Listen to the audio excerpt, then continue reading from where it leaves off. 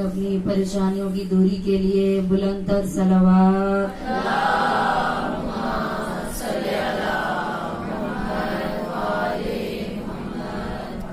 اس پاک محفل میں مخدوم عالم طاہرہ زکیہ محدثہ بی بی کی آمد کے لیے بلند تر صلوات.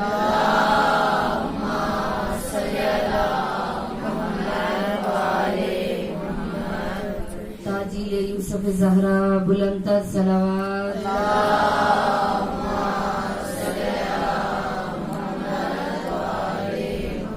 سب مل کر دعائے امام زمانہ. بسم اللہ الرحمن الرحیم.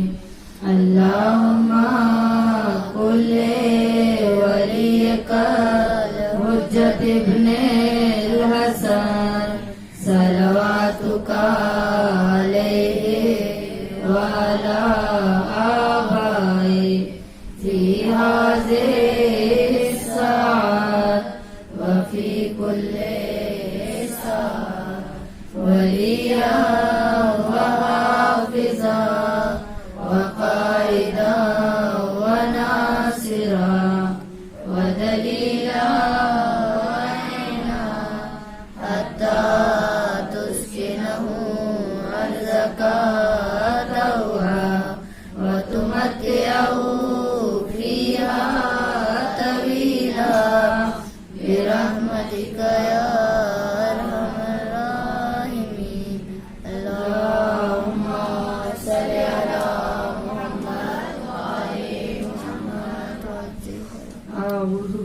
من الشیطان الرجیم.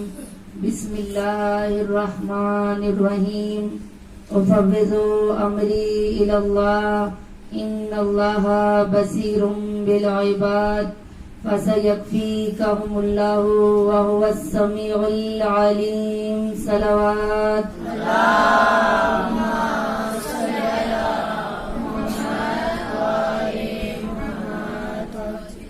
یا مقلب القلوب والابصار یا مدبر اللیل والنہار یا محول الحول والاحوال حول حالنا الى احسن الحال. صلوات. اللہم صلی علی محمد وآلِ محمد. بسم اللہ الرحمن الرحیم. الحمدللہ الذی لا يبلغ مدحته القائلون ولا يوصي نعماءه العادون ولا يعدي حقه المجتهدون الذي ليس لصفته حد محدود ولا نعت ممدود فطر الخلائق بقدرته ونشر الرياح برحمته ثم الصلاة والسلام على أشرف الأنبياء والمرسلين وخاتم النبيين أبي القاسم محمد. اللهم صل على محمد وآل محمد وآله الطيبين الطاهرين المعصومين المظلومين. أما بعد فقد قال تبارك وتعالى في كتابه المجيد والفرقانه الحميد وقوله الحق وهو أصدق الصادقين. بسم الله الرحمن الرحيم. إنا علينا للهدى وإنا لنا للآخرة والأولى. صلوات. اللهم صل على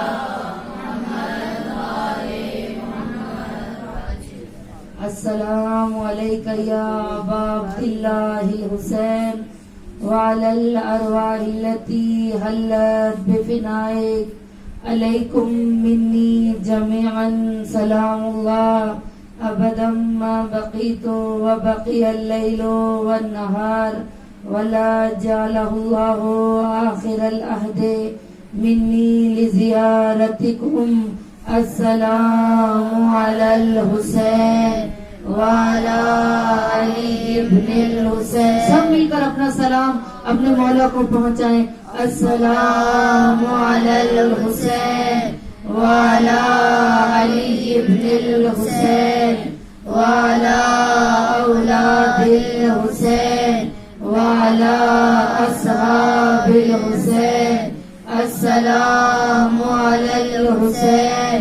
وعلى آل الحسين وعلى أولاد الحسين وعلى أصحاب الحسين صلوات اللهم صل على محمد وعلى نعرہ تکبیر اللہ اکبر، نعرہ رسالت یا رسول اللہ، نعرہ رسالت یا رسول اللہ، نعرہ حیدری یا حیدری انقلابی صدا میں پکارے نعرہ حیدری، بیدار ہو کر بولے نعرہ حیدری، ریشم کا مزاج لیتے ہوئے نعرہ حیدری، ابوذر کا مزاج لیتے ہوئے نعرہ حیدری، جن کا یہ عقیدہ ہے کہ علی کا نام لینے سے ختم قرآن کا ثواب ملتا ہے، ہاتھوں کو بلند کریں کہ نجف قوالی ہماری صدا پر لبیک کہے اور کہے کہ میرے چاہنے والے مجھے پکار رہے ہیں، حلال مشکلات کو پکارنا ہے، کل کفا کو پکارنا ہے، جس نے نبیوں کی مدد کی، ولیوں کی مدد کی، ہر بندہ عاصی کی مدد کرنے والا، ہر بندہ گناہگار کی، ہر بندہ مومن کی مدد کرنے والا، زمانہ پرآشوب ہے، ہر کے گھر میں کوئی نہ کوئی پریشانی، کوئی نہ کوئی مشکل ہے، ہر انسان کو کوئی نہ کوئی بیماری ہے، اپنی بیماریوں کو، اپنی حاجات کو، اپنی پریشانیوں کو اپنے ذہنوں میں رکھتے ہوئے حلال مشکلات کو پکاریں کہ یقیناً ہماری صدا پر جس عقیدت سے پکاریں گے صدا پر لبیک کہیں گے نعرہ حیدری حیدری حیدری محمد والے محمد صلوات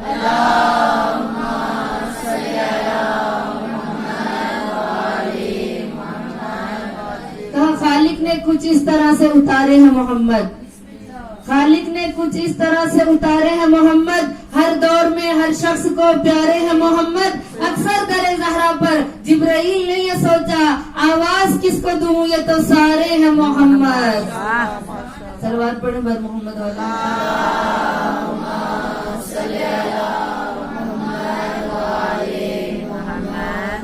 خیبر شکن کی لاڈلی ناموں سے پنجتن، خیبر شکن کی لاڈلی ناموں سے پنجتن، گفتار میں تھی فاطمہ کردار میں حسن، آئین مصطفیٰ کی عکاس بن گئی، آئین مصطفیٰ کی عکاس بن گئی، زینب بازار شام میں عباس بن گئی، صلوات پڑھیں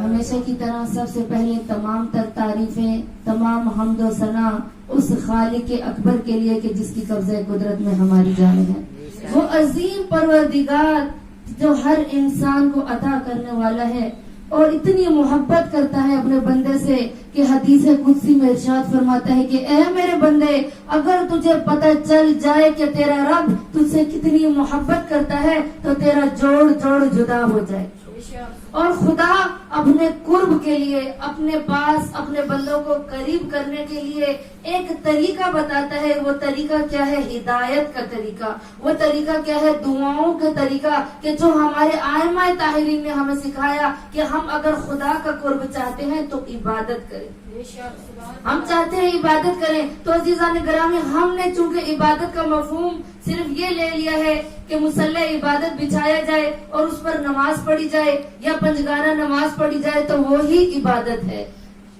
نہیں عزیزان محترم، عبادت کو سمجھے کہ عبادت کہتے کسے ہیں، عبادت صرف یہ نہیں کہ آپ 24 گھنٹے مصلی عبادت بچھا کر بیٹھے اور تسبیح آپ کے ہاتھ میں ہو اور آپ عبادت کر رہے ہیں، نہیں، بلکہ عبادت کیا ہے؟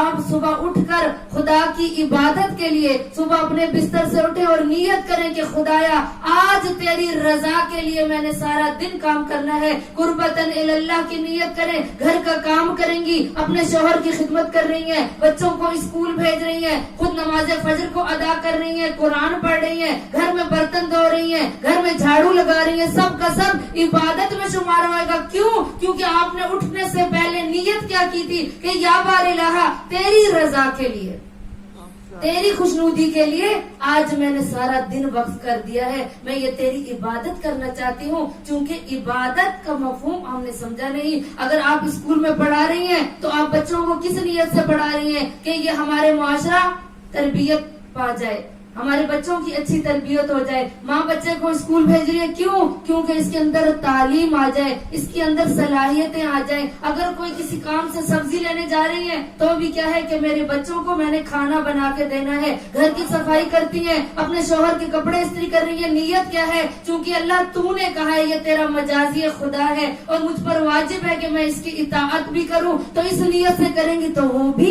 عبادت میں شمار ہوگا. اب اللہ نے اتنے ذریعے بتائے عبادت کے, لیکن ہم عزیزان گرامی سمجھے ہی نہیں کہ عبادت کسے کہتے ہیں. اور اللہ نے قرآن میں فرمایا اِنَّ عَلَيْنَا لَلْهُدَى وَإِنَّا لَنَا لَلْآخِرَةَ وَالْأُولَى, کہ بے شک ہدایت کی ذمہ داری ہمارے ہاتھوں میں ہے اور دنیا و آخرت کا اختیار ہمارے ہاتھوں میں ہے. بہت سے ایسے لوگ تھے جو دنیا میں خدائی دعویٰ کرتے تھے.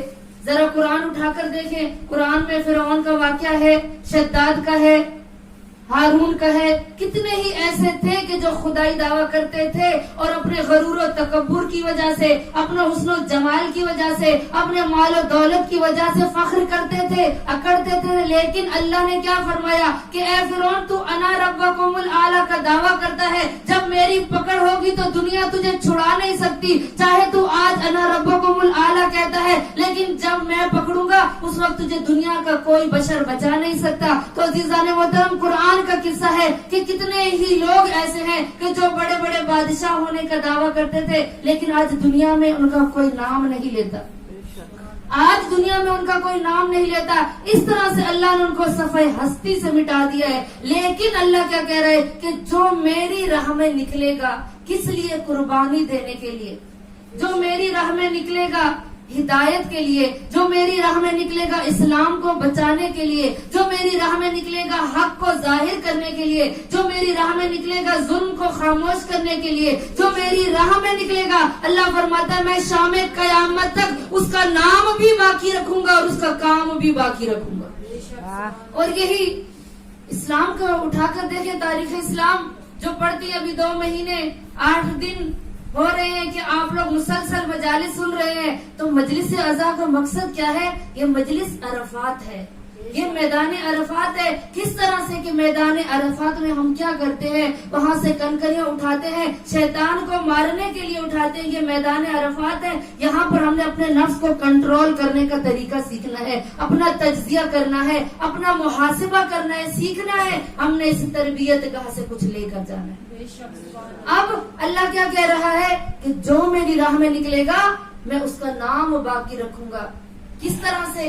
کہا کہ میرے لیے جب نکلو, اسلام کے لیے جب نکلو گے, حق کو ظاہر کرنے کے لیے نکلو گے, تو میں کیا کروں گا؟ میں تمہارے نام کو باقی رکھوں گا. اب کتنے ہی لوگ تھے کہ جنہوں نے پاکستان کو مٹانا چاہا اپنی بچیوں کے لیے. دیکھ رہی ہوں آج نیو چہرے نظر آ رہے ہیں. خصوصاً اچھا ہوا کہ آج اتوار کے دن مجلس رکھی گئی, بچیوں کو موقع ملا کہ مجلس حسین میں آئے, کیونکہ ہماری بچیوں کی تربیت آج کے دور میں بہت ضروری ہے. جو مائیں سمجھتی ہیں کہ ہماری بچیاں اسکول کالج جائیں تو ان کی تربیت ہو رہی نہیں. عزیزان محترم, مجلس حسین تربیت گاہ ہے. مجلس حسین میں ہماری بیٹیوں نے آ کے درس لینا ہے, ہماری بہنوں نے آ کے درس لینا ہے. کوئی یہ دعویٰ نہیں کر سکتا, نہ میں اور نہ ہی آپ, کہ ہم نے جو علم حاصل کیا وہی علم ہمارے لیے کافی ہے. وہ علم ہمارے لیے کافی نہیں, ہمیں ضرورت ہے تربیت کی. اگر علم ہو تربیت نہ ہو تو فائدہ نہیں ہے. اگر علم ہو تو لوگ ایٹم بم بناتے ہیں, اگر علم ہو اور تربیت ہو تو وہ حسین جیسے انسان بن جاتے ہیں, حسین جیسی ہستی بن جاتی ہے. علم ہو تو پھر کیا ہے, وہ یزید بھی بن جاتا ہے, وہ معاویہ بھی بن جاتا ہے, وہ ابن ملجم بھی بن جاتا ہے. یہ سب کون تھے؟ معرفت نہیں رکھتے تھے اسلام کی. ابن ملجم کون سا شخص ہے کہ جو بیعت کے لیے مولا کے پاس کتنی دفعہ آیا, کہا مولا میں آپ کی بیعت کرنا چاہتا ہوں. مولا نے فرمایا چلا جا, تو میرا قاتل ہے. کہا مولا آپ کے رکاب میں نے جنگ صفین کی ہے اور آپ مجھے کہہ رہے ہیں کہ چلے جاؤ, میں تو آپ سے محبت کرنے والا ہوں, میں آپ کی بیعت کرنے کے لیے آیا ہوں. مولا نے فرمایا نہیں, چلا جا. 3 دفعہ تاریخ کہہ دی ہے کہ ابن ملجم آیا مولا کے پاس بیعت کرنے کے لیے. مولا کے ہاتھوں پہ مولا نے فرمایا نہیں, تو میرا قاتل ہے, چلا جا. کہا میں تو نماز شب پڑھتا ہوں, میں تو حافظ قرآن ہوں. مولا نے فرمایا کہ چلا جا. جب 3 دفعہ چلا گیا تو کیا ہوا؟ چونکہ معصوم کی زبان سے نکلے ہوئے جملے تھے. مولا معصوم ہوتا ہی وہ ہے کہ جو ماضی کو بھی جانتا ہو اور آنے والے مستقبل کی بھی خبر رکھتا ہو. مولا نے اس کو جب بھیج دیا تو کیا ہوا؟ ابن ملجم اسلام کی معرفت نہیں رکھتا تھا، معصومین کی معرفت نہیں رکھتا تھا، اہل بیت کی معرفت نہیں رکھتا تھا. تو کیا ہوا؟ ایک عورت کے لالچ میں آ کر، ایک عورت کی محبت میں آ کر، ایک عورت کے حسن و جمال کے لالچ میں آ کر ایک معصوم کا قاتل بن گیا. ایک معصوم کا قاتل بن گیا. ابھی 2 دن ہی گزرے 28 صفر کو امام حسن مجتبیٰ کی شہادت آپ سب نے منائی ہوگی یقیناً. تو کیا امام حسن مجتبیٰ کو کس نے زہر دیا؟ جودہ ملعونہ نے. کون تھی؟ امام کی زوجہ تھی. امام کی زوجہ تھی. اور مولا نے اسے کیا فرمایا؟ کیا میں تیرا اچھا شوہر نہیں تھا؟ کیا میں نے تیرے حقوق ادا نہیں کیے تھے کہ جو تو نے اتنا بڑا قدم اٹھایا ہے؟ لیکن یقین رکھیے گا عزیزان گرامی، اگر دنیا کا لالچ ہمارے آنکھوں پر آ جائے تو ہم معصوم کے قتل سے بھی دریغ نہیں کرتے. اور آج ایک معصوم ہے کہ جو پردہ غیبت میں ہے. ہم نے ان کے لیے راستہ ہموار کرنا ہے، ان کے لیے زمینہ سازی کرنی. کس طرح کہ اپنی بچیوں کو تیار کرنا ہے، ہم نے اپنے آپ کو تیار کرنا ہے، ہم نے اپنے نفس کو کنٹرول کرنا ہے، ہم نے حرام سے بچنا ہے. اگر ہم چاہیں نا زبان سے الاجل کہیں، مولا فرماتے ہیں مجھے تمہاری صدائیں نہیں چاہیے بلکہ مجھے تمہارے دل چاہیے. مجھے تمہارا دل پاک و پاکیزہ چاہیے، مجھے تمہارا وجود چاہیے. کس طرح سے عزیزان گرامی کہ جب مولا مدینہ سے نکلے تھے 28 رجب کو حسین ابن علی، تو لوگوں نے کہا مولا ہم آپ کے ساتھ نہیں آئیں گے، ہماری تلواریں لے جائیں. ہم اتنے گھوڑے دیتے ہیں، ہم اتنا اونٹ دیتے ہیں، ہم اتنی زرہ دیتے ہیں، مولا آپ یہ چیزیں لے جائیں. لیکن ہم نہیں جا سکتے، ہم مجبور ہیں، ہمارے بچے چھوٹے ہیں، ہماری بیویاں ہمیں اجازت نہیں دے رہی. مولا نے کیا فرمایا تھا؟ حسین ابن علی کا خطبے میں یہ الفاظ ہیں، مجھے تمہارے گھوڑے نہیں چاہیے، مجھے تمہارے اونٹ نہیں چاہیے، مجھے تمہارا وجود چاہیے، مجھے تمہارا خون چاہیے. کیوں؟ کیونکہ مولا جانتے تھے کہ کربلا میں اونٹوں کی ضرورت نہیں ہے، گھوڑوں کی ضرورت نہیں ہے، خون کی ضرورت ہے. اس لیے 72 نے اپنے خون سے کربلا کو سیراب کر دیا. اور آج ہمارے وقت کے امام کیا فرماتے ہیں؟ وہ فرماتے ہیں کہ مجھے تمہارے سے الاجل کی صدائیں صرف زبان کی حد تک نہ ہو بلکہ تمہارے کردار سے پتہ چلے کہ تم میرے منتظر ہو. اپنے گھر میں دسترخوان لگاؤ تو جگہ رکھو میری، اپنے گھر میں کوئی خوشی کی محفل ہو تو مجھے دعوت دو، آپ کے گھر میں کوئی اس دنیا سے چلا جائے تو مجھے دعوت دو، تاکہ پتہ چلے کہ تم کسی کے منتظر ہو. کس طرح سے؟ اگر ہم نے کہیں جانا ہو تو ہم 1 ہفتہ پہلے عزیزان گرامی تیاری کرتے ہیں، ایک سفری بیگ تیار کرتے ہیں، اپنے ضرورت کا سامان رکھتے ہیں، اپنے لباس کو رکھتے ہیں، اپنی پوری تیاری کرتے ہیں. کیوں؟ تاکہ جب ہم سفر میں جائیں تو ہمیں راستے میں کوئی مشکل نہ ہو، جہاں ہم نے مہمان بن کے جانا ہے وہاں پر کوئی مشکل نہ ہو. تو عزیزان گرامی یہ دنیا ایک کیا ہے؟ آماج گاہ ہے.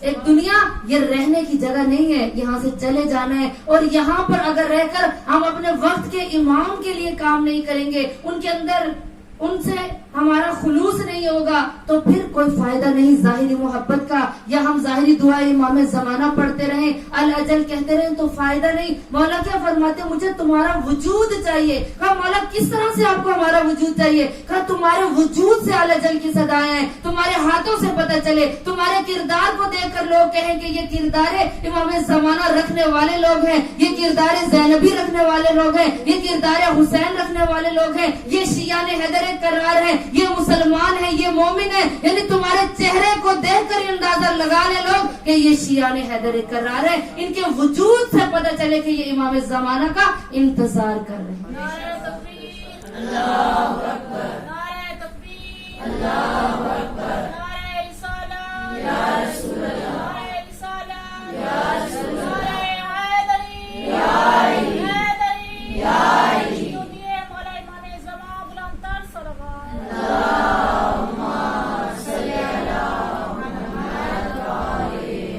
تو عزیزان گرامی خلوص آئے گا کہاں سے؟ خلوص کوئی بازار سے ملنے والی چیز نہیں کہ جو ہم خرید لیں گے. خلوص کس طرح سے آئے گا؟ دعاؤں کے پڑھنے سے. خلوص کس طرح آئے گا؟ عبادت سے. خلوص کیا ہوگا؟ ہم ہر چیز چاہتے ہیں دنیا میں کہ ملاوٹ سے پاک ہو. تو عزیزان گرامی ہمارے ائمہ طاہرین کو، ہمارے وقت کو بھی ہمارا جو وجود چاہیے نا وہ ملاوٹ سے پاک شدہ وجود چاہیے. اگر ہماری ملاوٹ ہو کہ ادھر کافر سے دوستی بھی ہو اور مومن سے بھی دوستی ہو تو ایسا وجود نہیں چاہیے کہ ہم زبان سے الاجل کہیں اور اسی زبان سے جھوٹ بولیں. وہ زبان مولا کو نہیں چاہیے. ہم ادھر چوری بھی کریں اور چوری سے نفرت بھی کریں اور امام کے ظہور کی دعائیں بھی کریں تو مولا کو وہ ہمارے کان نہیں چاہیے. جہاں ہم غیبت کرتے بھی ہیں اور غیبت کو سنتے بھی ہیں وہ کان نہیں چاہیے. کیوں کہا؟ وہی کان مولا کی صدا کو سنیں گے کہ جن کا کان پاک و پاکیزہ ہوں گے. آج ہم سلام کا جواب نہیں دیتے. ہم کسی کو کوئی سلام کرے تو ہمارے اندر اتنا غرور ہے، اتنا تکبر ہے کہ ہم کسی کو سلام کا جواب نہیں دیتے ہیں. کہ دیکھیں ہم زیارتیں پڑھتے ہیں. زیارت کیا ہے؟ السلام علیکم یا رسول اللہ، السلام علیکم یا وارث آدم صفت اللہ، یا السلام علیکم یا علی مرتضی، السلام علیکم یا فاطمہ الزہرا. ہم سلام کرتے ہیں. سلام کیا ہے؟ کرنا مستحب ہے، جواب دینا واجب ہے. کیوں ہمیں جواب نہیں سن سکتے؟ ہمارے کان آلودہ ہے، ہمارے کان آلودہ ہیں. ہم ایسا نہیں ہے کہ معصومین ہمارے سلام کا جواب نہیں دیتے. اگر ہم انسانوں پر سلام کا جواب دینا واجب ہے تو ائمہ طاہرین پر واجب اولا ہے کہ وہ جواب دے. لیکن ہمارے کان آلودہ ہو چکے ہیں. آپ نے سنا ہوگا یا جو مومنات زیارت کے لیے گئی ہیں دیکھا ہوگا امام حسین علیہ السلام کی زری کے ساتھ ایک قبر ہے کہ جس کا نام کیا ہے؟ ابراہیم مجاب. جیسے ہی مولا کی زیارت کر کے ہم زری کا طواف کر کے واپس نکلتے ہیں تو ایک روزہ ہے جالی نظر آتی ہے جس کا نام ہے ابراہیم مجاب. مجاب کون؟ ابراہیم کوئی معصوم زادہ نہیں تھا، کسی نبی کی اولاد میں سے نہیں تھا، بلکہ کون تھا؟ ہم جیسا ہی ایک انسان تھا. لیکن اس نے کبھی گناہ نہیں کیا تھا. حسین ابن علی سے اتنی محبت کرتا تھا، اہل بیت سے اتنی محبت کرتا تھا ابراہیم مجاب. کہا کہ میں جب بھی امام حسین کی زری پر آ کر مولا کو سلام کرتا تھا تو مولا کا جواب میں سنتا تھا. میں مولا کا سلام کا جواب سنتا تھا. اس لیے اس کا نام ہے مجاب، ابراہیم مجاب، یعنی وہ جس کو جواب ملتا ہو. جس کو جواب ملتا ہو. کیوں اس کو جواب ملتا تھا؟ وہ ہم جیسا ہی انسان تھا لیکن اس نے اپنے آپ کو، نفس کو کنٹرول کیا ہوا تھا، گناہوں سے دور رہتا تھا. وہ ہم جیسا ہی انسان تھا لیکن خلوص رکھتا تھا اہل بیت سے، محبت و مودت رکھتا تھا اہل بیت سے کہ امام حسین علیہ السلام اس کو جواب دیتے تھے. ہم شب جمعہ زیارت وارثہ پڑھنا مستحب ہے، ہم پڑھتے ہیں، ہر نماز کے بعد زیارات پڑھتے ہیں، لیکن ہمیں جواب نہیں ملتا. تو کیوں؟ یہ سوچنے کا مرحلہ ہے، بلکہ بہت ہی ایک دکھ کا مرحلہ ہے. ہمیں سوچنا چاہیے کہ مولا ہم آپ کا جواب کیوں نہیں سن سکتے؟ مولا وجہ کیا ہے؟ ہم آپ کو اتنا سلام بھیجتے ہیں، 5 ٹائم نماز پڑھتے ہیں، 5 ٹائم زیارت پڑھتے ہیں، شب جمعہ خصوصاً آپ کی زیارت پڑھتے ہیں، ہمیں جواب نہیں ملتا. کیوں نہیں ملتا؟ تو یقیناً مولا فرمائیں گے کہ تمہارے کان گناہوں سے آلودہ ہے، تمہارا کردار زینبی نہیں ہے. آج زینب کو رونے والی، آج زینب کے پردے کو رونے والی خواتین ان کو شادیوں کی محفل میں دیکھیں. مولا حسین علیہ السلام کا ہی فرمان ہے کہ اگر کسی کو دیکھنا چاہو نا، اگر کسی کو مصیبت اور آزمائش جب آئے تو اس کے بعد دیکھو کہ اگر اس پر مصیبت آ جائے اور اس کو آزمائش ہو اور وہ خدا کی عبادت چھوڑ دے تو سمجھ جانا کہ وہ ہمارا بندہ نہیں ہے، وہ ہمارا شیعہ نہیں ہے. کیوں؟ کہا کہ جب انسان پر کوئی مصیبت آئے، آزمائش آئے تو وہ اللہ کی طرف رجوع کرتا ہے. یہ مومن کی نشانی ہے. اور منافق کی نشانی کیا ہے؟ اگر خدا کی طرف سے اس کے اوپر کوئی مصیبت آ جائے، اس کی آزمائش ہو جائے، اس کے اوپر امتحان آ جائے تو وہ کہتا ہے یا بار الہ، پورا خاندان ٹھیک بس رہا ہے، پورے خاندان کو تو نے رزق دیا ہے، ایک میں ہی بچی تھی کہ میرے اندر، میرے بچوں کے اندر بیماریاں بھی ہیں، میرے شوہر کا رزق بھی تنگ ہے اور میں کیا کروں، میرے پر اتنی مصائب ہیں، سب لوگ اتنے عیش و عشرت میں رہ رہے ہیں. اور کیا ہوتا ہے؟ وہ عبادت کو چھوڑ دیتی ہے. مولا نے فرمایا وہ ہمارا شیعہ نہیں ہے کہ اس پر مصیبت آئے تو وہ جزا فضا کرنا شروع ہو جائے، بلکہ دیکھے کہ یہ میرے پر خدا کی طرف سے مصیبت آئی ہے یا کوئی امتحان ہے یا آزمائش ہے. اور یہی سوال لے کر ایک شخص چھٹے امام کے پاس گیا. صلوات پڑھیں.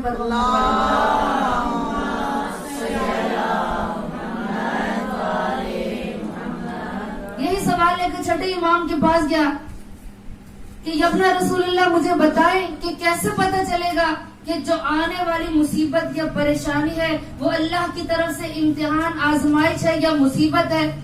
امام نے فرمایا کہ اے شخص، اگر جب تجھ پر کوئی مصیبت آئے، کوئی آزمائش آئے، کوئی پریشانی آئے، اگر تو اس کے بعد اللہ سے رجوع کر لے گا تو سمجھنا کہ اللہ کی طرف سے تجھ پر امتحان ہے، اور اگر مصیبت آنے کے بعد تو خدا سے رجوع نہ کرے، تو خدا کے نزدیک سجدہ نہ کرے، تو خدا کو نہ پکارے، تو سمجھ جانا کہ تیرے اوپر مصیبت آئی، یعنی خدا کی طرف سے امتحان نہیں آیا۔ یہ معصومین نے ہمیں اتنا اچھا طریقہ، اتنا احسن طریقے سے سمجھا دیا ہے کہ مصیبت کسے کہتے ہیں اور آزمائش کسے کہتے ہیں۔ صلوات پڑھیں محمد علیہ۔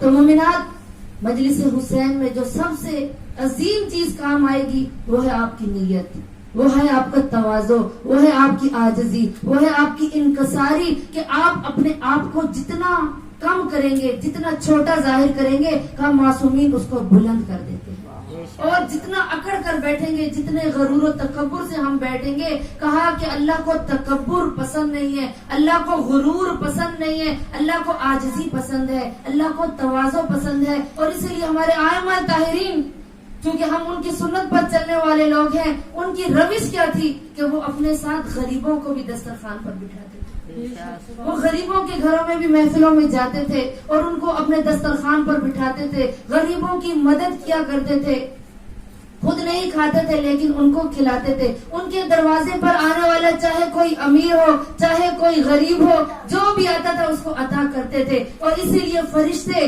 کبھی فقیر بن کر، کبھی اسیر بن کر، کبھی یتیم بن کر آئے تو ان کو بھی عطا کرتے رہے، اپنا کھانا پورے کا پورا اٹھا کر دے دیا۔ تو یہ کیا ہے؟ یہ ہمیں اہل بیت کے گھرانے سے درس کہ اپنے ساتھ والے سے محبت کرتے ہیں، تواضع ہے، علامت ہے۔ اگر کسی کو آزمانا ہو کہ یہ انسان مومن ہے یا نہیں، تو دیکھیں اس کے اندر غرور و تکبر ہے یا اس کے اندر عاجزی ہے، انکساری ہے، اس کے اندر تواضع ہو۔ کیوں؟ کیونکہ علامات مومن یہ ہے کہ وہ تواضع رکھتا ہوگا۔ اور ہم بہت ہی فخر سے کہتے ہیں کہ ہم مومن ہیں۔ عزیزان گرامی، نہج البلاغہ میں علامات مومن ملتی ہیں کہ ہم علی علی کرنے والے، علی کے شیعہ کہلانے والے، نعرہ علی کا لگانے والے، علی پر جان قربان کرنے والے، ولایت علی کے لیے مر مٹنے والے۔ اب نہج البلاغہ میں امام المتقین کیا فرماتے ہیں کہ خطبہ حمام کے نام سے خطبہ موجود ہے نہج البلاغہ میں، کہ جس کے اندر ایک شخص، حمام نامی شخص آیا اور کہا مولا مجھے علامات مومن بتا دیجئے، مجھے بتائیں کہ متقی کسے کہتے ہیں، آپ کا شیعہ کسے کہتے ہیں۔ مولا نے فرمایا چلا جا، تو کہہ رہا ہے کہ میں آپ کا شیعہ ہوں، میں آپ کا مومن ہوں، چلا جا، تو مومن نہیں ہے۔ پریشان ہو گیا، کہا مولا میں آپ سے محبت کرتا ہوں، میں مومن ہوں۔ مولا نے فرمایا چلا جا، کہا نہیں مولا مجھے بتائیں پھر کون سی صفات ایسی ہیں، کون سی خصوصیات ایسی ہیں جو مومن میں ہونی چاہیے، جو آپ کے شیعہ میں ہونی چاہیے۔ اب اللہ کے دیکھیے اس صاحب کرامت امام متقین نے اس خطبے کو نہج البلاغہ میں علامہ رضی نے درج کر دیا، کہا کہ جو اپنے آپ کو شیعہ ہونے کا دعویٰ کرتا ہے، جو مومن ہونے کا دعویٰ کرتا ہے، ذرا خطبہ حمام کو کھولے۔ خطبہ حمام کھولنا تو کجا، ہم نے تو کبھی قرآن نہیں کھولا، خطبہ حمام دیکھنا تو کجا، ہمیں تو نہج البلاغہ کا پتہ ہی نہیں کہ اس کا مورخ کون ہے، ہمیں تو پتہ نہیں نہج البلاغہ میں مولا نے جملے کیا فرمائے ہیں، کیونکہ ہمارے پاس تو ٹائم ہی نہیں۔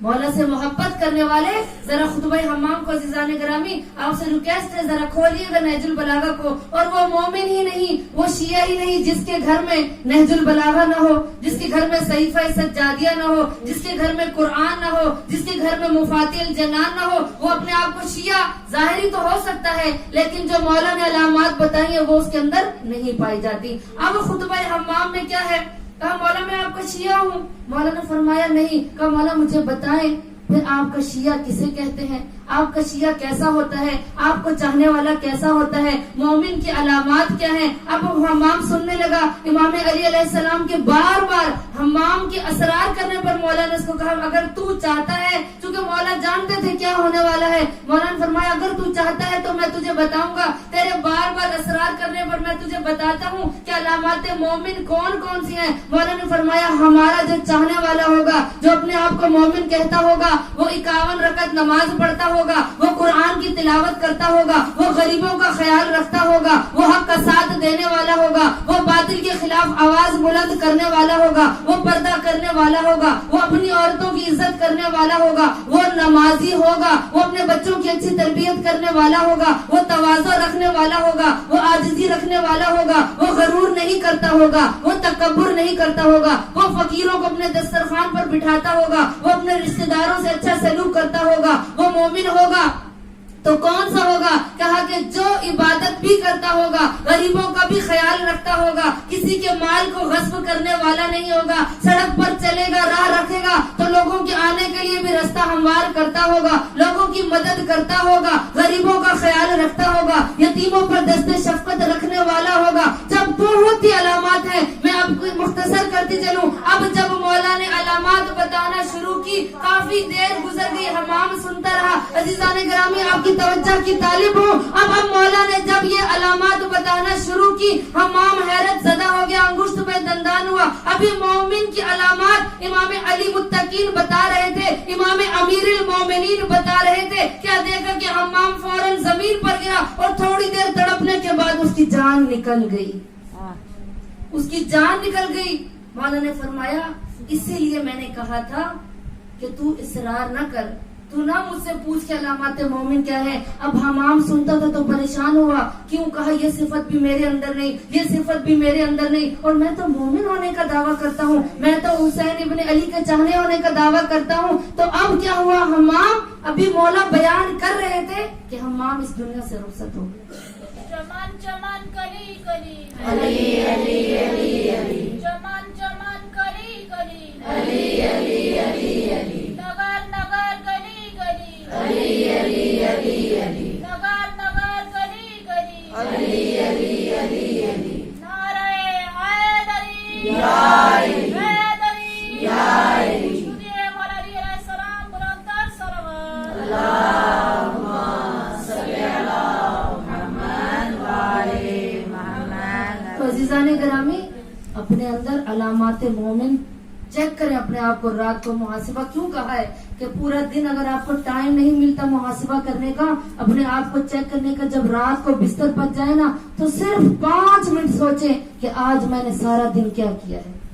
امام علی علیہ السلام نہج البلاغہ میں ہی فرما رہے ہیں یحاسبوا قبل ان تحاسب، کہ اس سے پہلے کہ تمہارا محاسبہ کیا جائے خود اپنا محاسبہ کر لو، اپنا محاسبہ خود کر لو۔ سوچو کہ ہم نے آج کسی کا حق تو نہیں کھایا، آج ہم نے کسی ظالم کا ساتھ تو نہیں دیا، آج ہم نے کسی کا مال تو غصب نہیں کیا، آج ہم اپنے والدین کے ساتھ کیا نیکی کی، آج دیکھیں ہم نے اپنی بچیوں کو کیا چیز سکھائی ہے۔ آج چونکہ مجلس حسین وہ مجالس نہیں رہی، وہ معیار قبولیت مجلس حسین نہیں رہی ہیں کہ ہماری بیٹیاں، ہماری بہنیں مجلس حسین میں آ کر درس لیں، کیونکہ ہمیں تو وہ مجلس پسند ہے جہاں نعرے بازی ہو، ہمیں تو وہ مجالس پسند ہے جہاں مقابلہ کیا جائے، ہمیں تو وہ مجالس پسند ہے جہاں صرف علی کا نام لیا جائے، علی کی صفات بیان نہ کی جائے، علی کا کردار بیان نہ کیا جائے۔ کیوں؟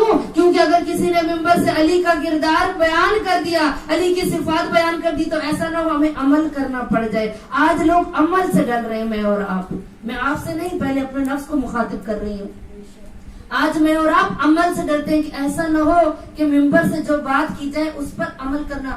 آج اس لیے ہمیں گویوں کو بلانا منظور ہے کہ جو گانوں کے طرز پر 1-1 گھنٹہ ہماری بیٹیوں کو گانے رٹوا کر چلی جائے، وہ ہمیں منظور ہے، لیکن ممبر سے اگر درس بیان نہ کریں کوئی بات نہیں، یہ منظور نہیں ہے۔ تو یاد رکھیے گا آپ ایک نائبۃ اللہ ہیں، یعنی اللہ نے آپ کو اپنا خلیفہ بنایا ہے، اللہ نے آپ کے نائب بنا کر زمین پر بھیجا ہے کہ جاؤ زمین پر اسلام کو پھیلاؤ۔ اور یاد رکھیے گا اللہ کے پاس تو بعد میں جانا ہے نا، اس سے پہلے جو ہم الاجل جو کہہ رہے ہیں تو مولا اپنے ظہور کے لیے بلائیں گے نا۔ جب مولا کا ظہور ہوگا تو ہمیں اٹھایا جائے گا، تو سب سے پہلے ہمارے وقت کے امام سوال کریں گے یہ بتاؤ کتنی محبت رکھتے تھے. مجالس میں تم نے کیا حاصل کیا؟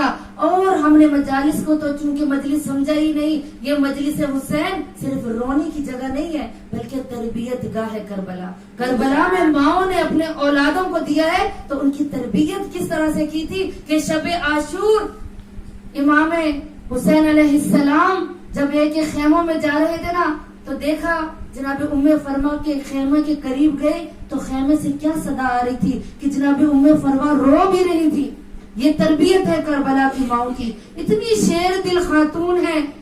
جناب ام فرما کہا کہ میں نے جب کان لگایا تو مجھے اپنی بھابھی کے خیمے سے آواز آ رہی تھی, اے قاسم کاش تو آج جوان ہوتا تو تجھے میں میدان کربلا میں بھیجتی, میں اکبر کو نہ جانے دیتی, میں حسین پر تجھے قربان کر دیتی. وہ مائیں ہیں آج ہمارے گلی محلے میں کوئی شور ہو, ہر ماں چاہتی ہے میرا بیٹا گھر بیٹھ جائے, میرے بیٹے کو گولی نہ لگ جائے, میرے بیٹے کا اس لڑائی جھگڑے میں نام نہ آ جائے, اس پر FIR درج نہ کرا دی جائے. اب کربلا کی ماؤں کا حوصلہ دیکھیے, ذرا سوچیں جب روئے نا تو پہنچائیں اپنے آپ کو خیام حسینی میں کہ ایک ایک ماں جناب ام رباب 6 ماہ کے اصغر کو گود میں لے کر کہتی تھی کہ کاش اصغر تو جوان ہوتا کہ تیرے بابا پر میں تجھے قربان کر دیتی.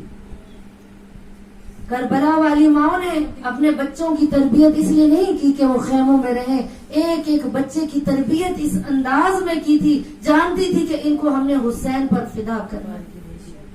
مومنات کربلا تربیت گاہ ہے, درس گاہ ہے.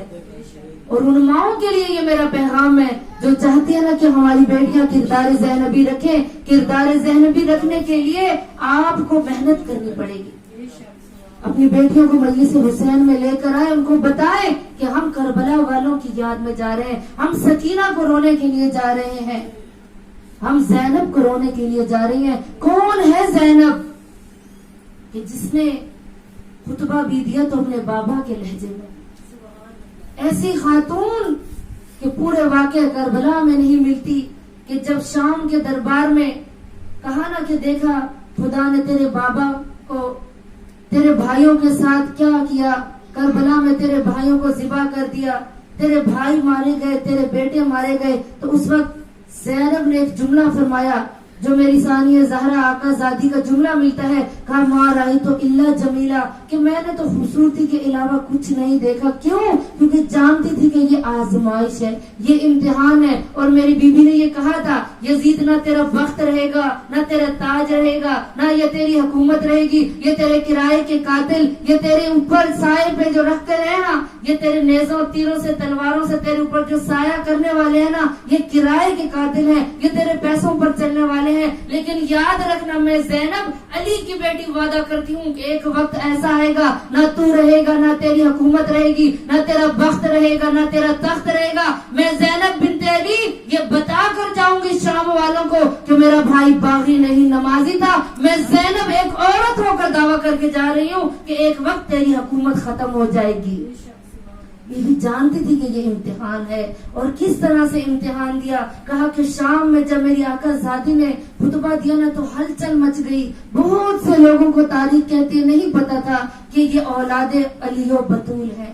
جب لوگوں کو پتہ چلا نا, جب سید سجاد نے خطبے دینے شروع کیے, ثانیہ زہرا نے خطبہ دیا نا, تو شام میں ہلچل مچ گئی. ہر ایک یزید کو لان تان کرنے لگا, یزید کو تان و تشنیع دینے لگے. تو یزید نے کہا کچھ دن کے بعد رہائی کا اعلان کیا, کہا کہ میں اولاد علی کو رہائی دیتا ہوں.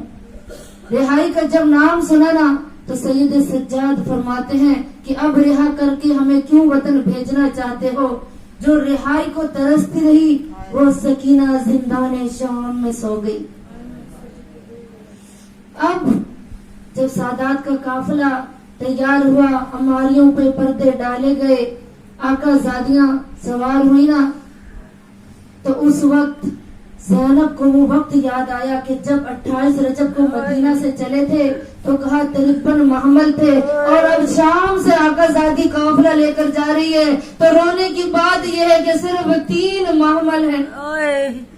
میری آقا زادی نے بچوں کو ساتھ لیا, بہنوں کو پھوپھیوں کو ساتھ لے کر سید سجاد عماریوں پر सवार हुए अमारियों पर जब सवार होना चाहा ना तो देखा कि माँ और बाप नजर नहीं आती है। फूफी ज़ैनब से कहा कि मेरी माँ नजर नहीं आती है। सानिया ज़ारा कहती है सैयद सज्जाद तेरी फूफी बताती है तुझे कि तेरी माँ और बाप कहाँ गई है। यकीनन वो मुसाफिर शाम के कब्रिस्तान में सकीना की कब्र पर गई होगी, क्योंकि जानती है सकीना सबसे ज्यादा तड़प रही थी कि कब मुझे रिहाई नसीब होगी, अम्मा हम कब वतन जाएंगे। सैयद सज्जाद कहते हैं फूफी ज़ैनब आप हमारियों में बैठे हैं, मैं रास्ते से अपनी माँ को ले लूंगा। अलगर जब आए हैं ना तो क्या देखते हैं कि रुबाब सकीना की कब्र से लिपटी हुई है और लिपट कर रो रो कर कहती है सकीना उठ और हमें रिहाई मिल गई है। और सकीना बता और मेरा एक भूल कर बला रह गया, और सकीना किस तरह तेरी माँ बर्दाश्त करेगी और तुझे शाम के खराबे में छोड़ कर चलेगी ना। तू तो तरसती थी रिहाई को, और सकीना उठ वतन जाने की नवीद सुन ले। अलगर ज़ादाराने हुसैन उम्मे रुबाब को नहीं मालूम और सैयद सज्जाद ने किस तरह से सकीना की कब्र से जुदा किया होगा। अरे कहा ना जब शाम से ये काफिला चला और जब एक रास्ते पर रुका ना तो सैयद सज्जाद फरमाते हैं कि फूफी अम्मा एक रास्ता करबला जाता है, एक रास्ता मदीना जाता है। आका साहब फरमाती है मेरे भैया का चैलम करीब है और मुझे अभी तक किसी ने हुसैन पर रोने नहीं दिया, और मैं जब भी हुसैन पर रोती थी और शिमर ताजियाना लेके आगे बढ़ता था। अलगर ज़ैनब हुसैन का चहलम मनाकर अरे जब मदीना आने लगी ना तो सैयद सज्जाद ने नौमान बिन बशीर से कहा और मैंने सुना है कि तेरा बाबा शायर था और शेर पढ़ा करता था, मदीना से बाहर काफिले को रोका। सैयद सज्जाद फरमाते हैं बशीर जरा मदीने में मनादी कर दे कि हुसैन वापस अपने मदीने आ रहा है। अरे हुसैन का काफिला मदीना आ रहा है। बशीर ने जब ऐलान किया ना अरे मदीने में हलचल मच गई, हर कोई हुसैन का इस्तकबाल करने के लिए मदीने से बाहर आना शुरू हो गया। मोहम्मद हनफिया ने सुना कि मेरा भाई वतन वापस आ रहा है।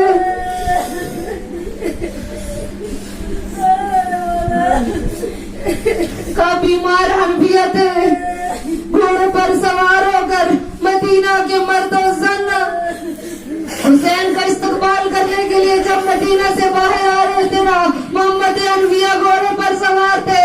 अब्बास का आलम सैयद सज्जाद के हाथों में देखा और आगे लपक कर कहा और मेरा हुसैन का है। सैयद सज्जाद फरमाते चचा हनफिया और हुसैन को 3 दिन का भूखा प्यासा करबला की जमीन पर शहीद कर दिया गया। का क्या हो सकता है कि अब्बास जैसा भाई मौजूद हो और हुसैन को कत्ल कर दिया जाए। कहा नहीं चचा हनफिया अब्बास चचा भी मारे गए,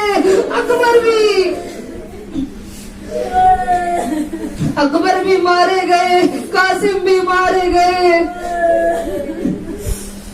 एक एक की खबर जब देना शुरू की ना हनफिया सुनते रहे। कहा जब मुझे नहीं बताना तो ना बता कि कौन कहाँ चला गया, लेकिन हुसैन के साथ मेरी बहनें भी गई थी।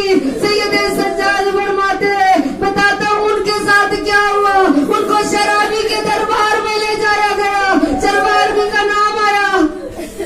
मोहम्मद हनफिया ने घोड़े पर संभल न सके, जमीन पर आए बेहोश हो गए। सैयद सज्जाद करीब आए, कहते चचा हनफिया अपनी आंखों को खोलो।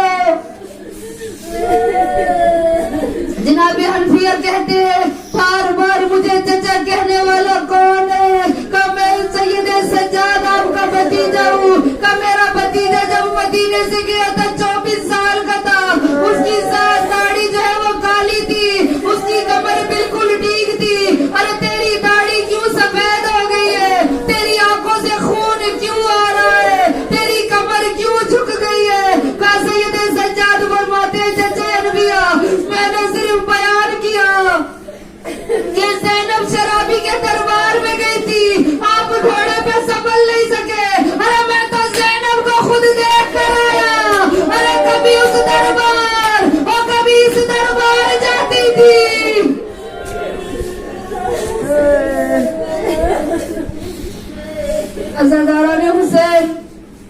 काफिला रोता हुआ मर्दों सन पूरा मदीना इकट्ठा था।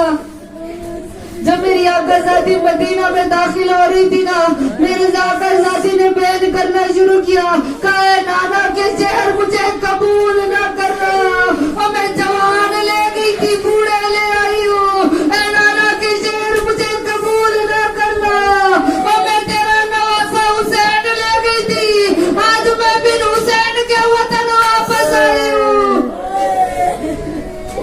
पूरा मदीना मर्दजन बूढ़े बच्चे रोते हुए, जब पता चला ना हुसैन शहीद हो गए, अब्बास नहीं रहे, अकबर के चाहने वाले अकबर का पूछते थे, कोई कासिम का पूछता था, कोई सकीना का पूछता था, का पूरा काफिला मेरी आकाज़ादी कहती है मैं पहले अपने नाना की कब्र पर जाना चाहती हूँ।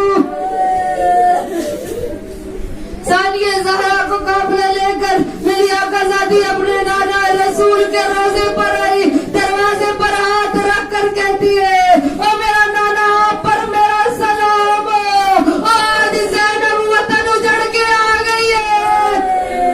तमाम मदीने के मर्दों ने रोना शुरू किया, का इतना गिरिया बुलंद हुआ कि ज़ैनब खामोश हो गई, का नाना रसूल तुझे बताओ, और तेरे नवासे को 70 कदम के फासले पर मैं शिमर की मन्नतें करती रही नवार, और ये तेरे रसूल का नवासा है, और नवार मेरी माँ ने चक्कियाँ पीस पीस कर पाला, लेकिन नाना किसी ने मेरी फरियाद नहीं सुनी, अरे एक एक पुरसा देती रही रसूल को।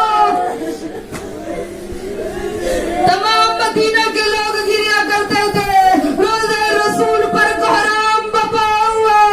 अरे ज़ैनब ने देखा कि मर्दों खामोश हो गए ना, ज़ैनब ने एक जुमला कहा नाना रसूल तुझे बताओ, और तेरी ज़ैनब के साथ क्या हुआ, कि नाना अगर ये नामहरमों का मजमा ना होता तो ज़ैनब अपने बाजुओं से चादर हटा के तुझे दिखाती, और किस तरह से मुझे रसल बांधे गए, और नाना आज भी रसल के नीर और ज़ैनब के बाजुओं पर मौजूद है, और नाना रसूल मुझे कभी एक दरबार ले जाया गया, और कभी दरबार में ले गए, मुझे कभी बाजारों में फिराया गया।